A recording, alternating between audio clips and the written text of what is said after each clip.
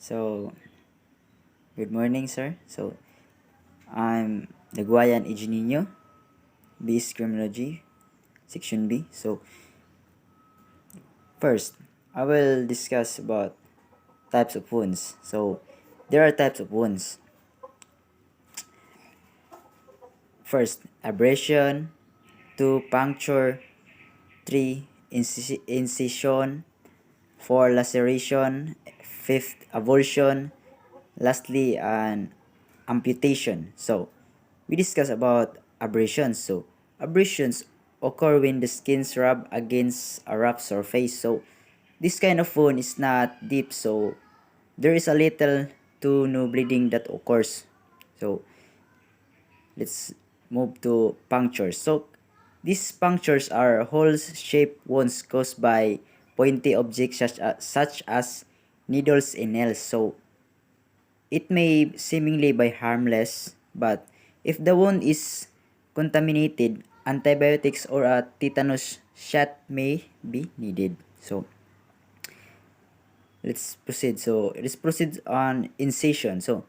An incision is a clean and straight wound caused by a knife, broken glass, or any sharp object. Doctors usually make these incisions when performing surgery. But it can be lethal when suffering during an accident. A laceration is a deep and jagged cut that results in skin tears and heavily bleeding.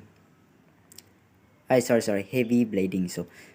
This this usually happens when people mishandle knives. Mishandle knives. And then machinery and other sharp tools. Let's move to an avulsion. An avulsion is a severe wound that can result in the partial or complete tear of the skin and tissues. This avulsion they usually occur during violent accidents such as car crashes, explosions, and other incidents that involve trauma.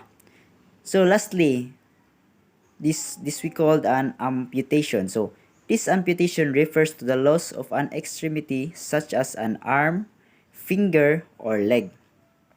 In the case of an accident, it comes with severe bleeding, which requires emergency medical management. This is the best treatment of wounds. Treat the wound with antibiotics. After cleaning the wound, apply a thin layer of antibiotic ointment to prevent infection. Close and address the wound. Closing clean wounds helps promote faster healing. And waterproof bandages and gauze work well for minor wounds. Deep open wounds may require stitches or staples. Let's proceed of the main types of shock. The main types of shock. The main types of shock is cardiogenic shock. This cardiogenic shock is due to heart problems. And hypovolemic shock. This is caused by too little blood volume. And anaphylactic shock. This is caused by allergic reaction. And septic shock due to infections. And neurogenic shock is caused by damage to the nervous system. Let's proceed of first aid of shock. Seek emergency medical care. Speaking of seek emergency medical care, lay the person down and evaluate the legs and feet slightly. Unless you think this may cause pain or further injury. Keep the person still and don't move him or her unless necessary. Begin CPR if the person shows no signs for life such as not breathing, coughing, or moving. Let's proceed of animal bites. Animal bites is commonly dog bites, cat bites, snake bites, and mostly wild animal bites. What is the first aid of snake bites? If ever bitten by a snake, keeping these steps in mind might save your life. The first thing to do is call an ambulance immediately. Second things to do, don't panic and don't move. Next, leave the snake alone and apply a pressure immobilization bandage and splint. And lastly, don't wash, suck, cut or tourniquet the bite.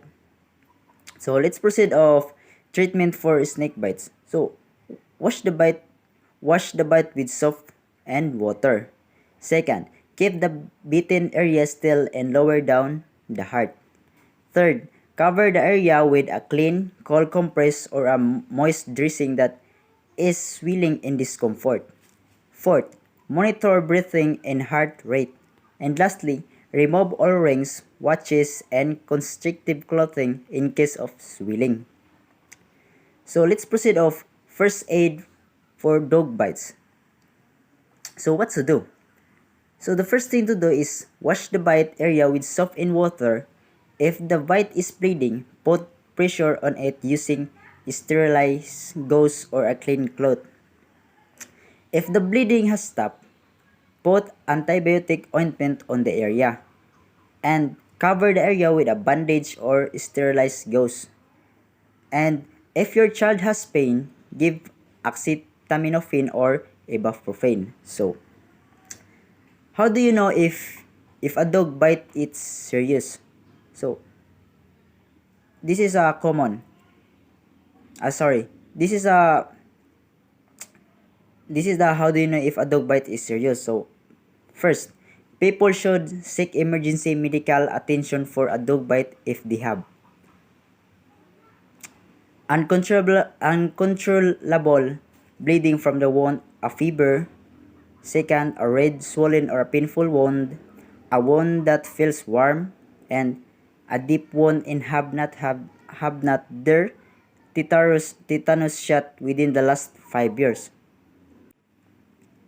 So that's all. Thank you. That's all for today.